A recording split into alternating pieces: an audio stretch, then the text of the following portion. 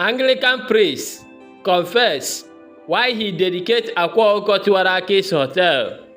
Hello guys, in today's video, we are going to talk about Anglican priests who come to dedicate Akwa Okuko Tiwara Aki's hotel to Almighty God. I know many will be wondering why a man of God came to dedicate native doctor's hotel. Maybe he is the one of the pastors he prepared sham, or he came because Akwa give him money. And what Anglican Church of Nigeria said about this, the answer is in this video, so watch this video till the end. According to the American Anglican priest, he said that he wants to give native Dr. Akwa Okuko Tiwara Aki an award because of his humanitarian work in Nigeria, that this young guy built road for his community, not only one but two. Not only that, he built a hotel and employed over 200 people. If we have people like him in different communities in Igbo land, he do not think people will be looking for job. So he deserves this award no matter what Anglican Church of Nigeria says, because he do not know how people understand things, that he is a man of God and Akwa is a native doctor. They serve the same God in a different way. It's God that made him to be a native doctor, so it is not a crime to celebrate with him. After all, it's Akwa that called him to come and dedicate his hotel to Almighty God, because the greatest commandment of God is to love one another as you love yourself. So he do not have to reject him because he is a native doctor. In America, both Muslim, Christian, and traditionalists worship in the same hall. So Nigerian Christians should wake up from discrimination. And this is what Anglican Church of Nigeria said about their fellow man of God, Ụkọchukwu.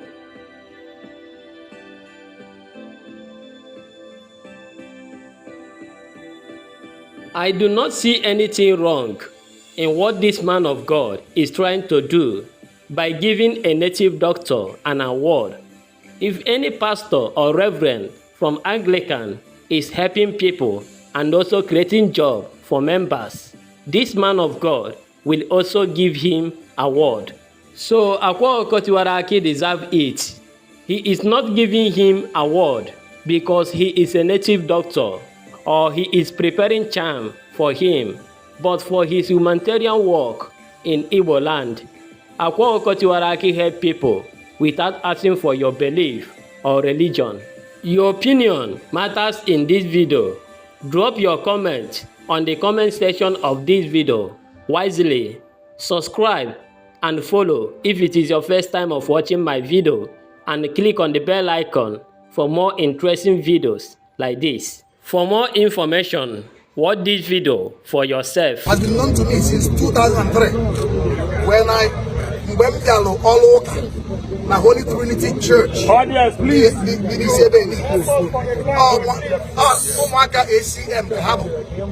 So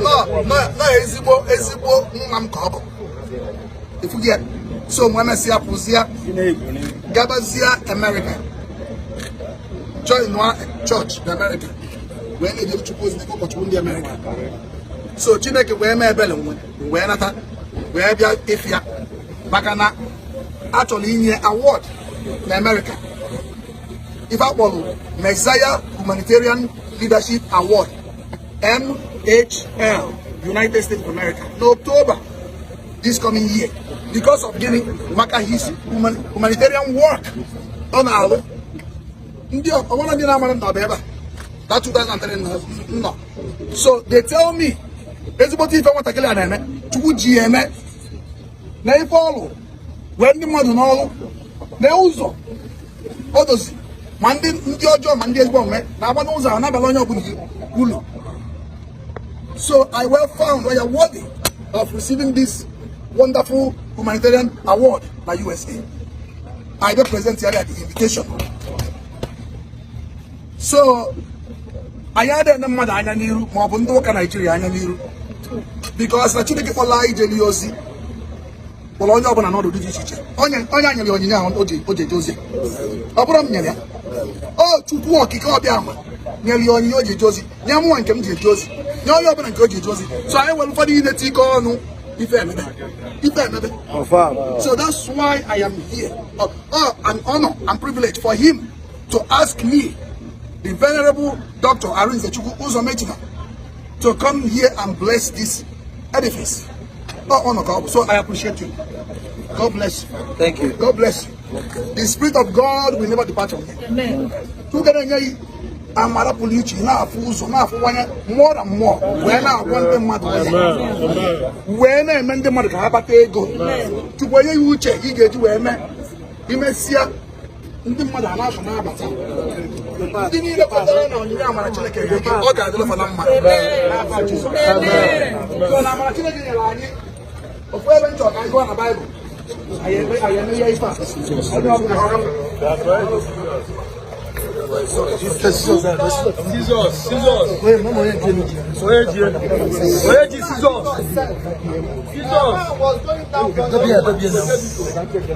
he was attacked by robbers, they stripped him of his clothes, beat him and went away, leaving him half dead. A priest happened to be going down the same road, and when he saw the man, he passed by on the roadside.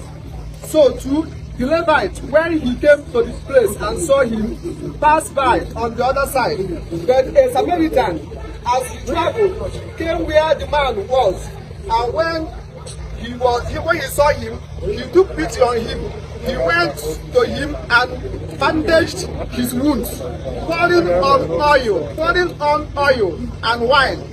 Then he put the man on his own donkey, brought him to an inn and took care of him. The next day he took out 2 denarii and gave them to the innkeeping person. Look after him, he said, and when he returned, I will reimburse you for any extra expense and may have. Which of these 3 do you think was a neighbor to the man who fell into the hands of robbers?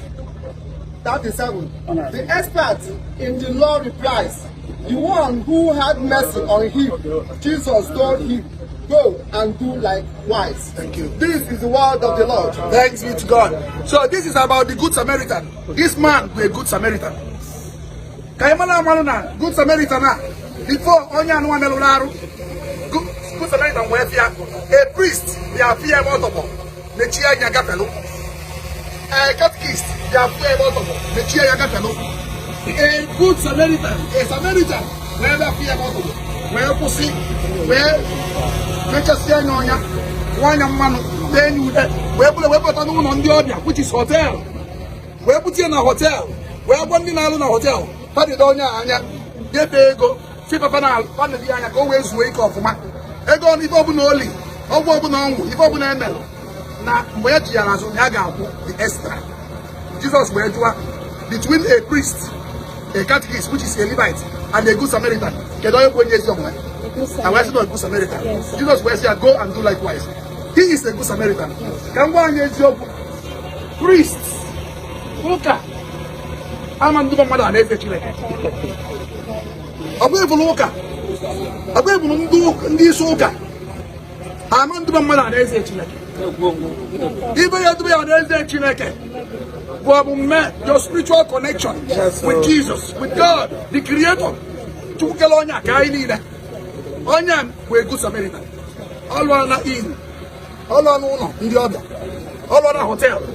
Everybody have a lazy can have. So, to go on your Gabia. I know Una Nakagi. Naranya Unon cause on Nakagi. Naranya Evan is he can have where we went and then Nakagi. Naranya what you want Nakagi. Naranya Dinagilios Nakagi. Naranya, Ipuni, and the Pulanaya, Nakagi. Where can if I not Yelaka, Ime, to Marinima 2023? Koga Wayani Runava, Jesus.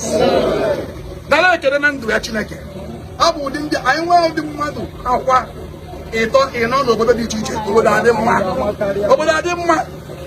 So now you put your Budasia. Go ahead. a man of peace, a man of people, a man of servants.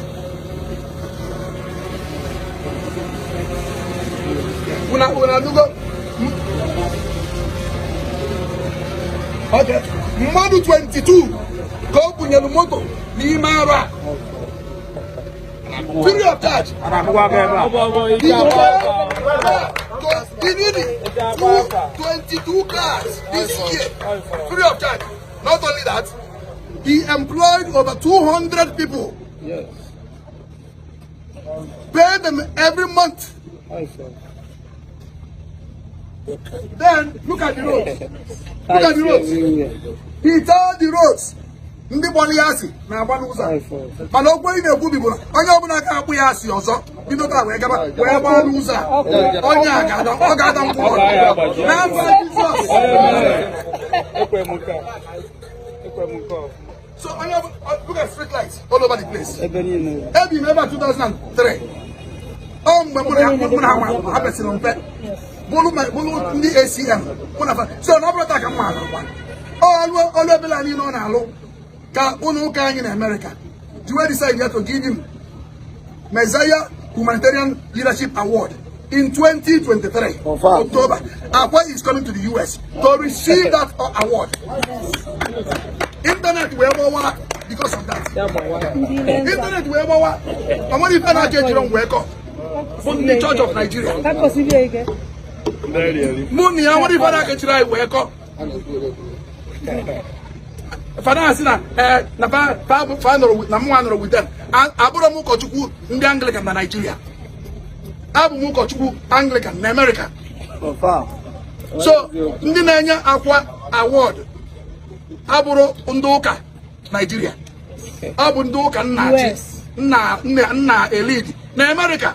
So what is their problem?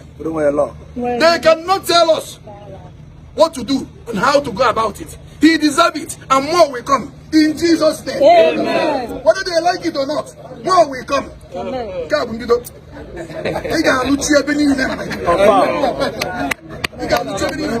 extend there to Africa, extend there to other parts of the world.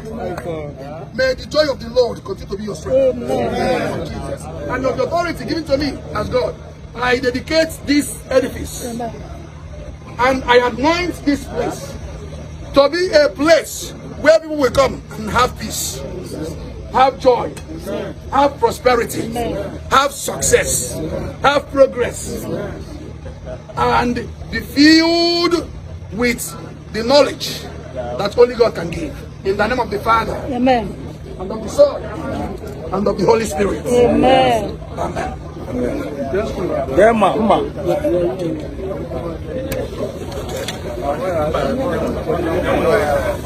Yes,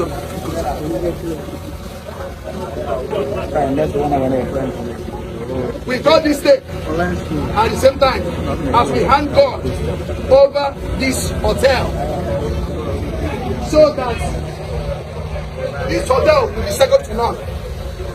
Government, governors, business tycoons will come here and lodge and have their peace and have their tranquility.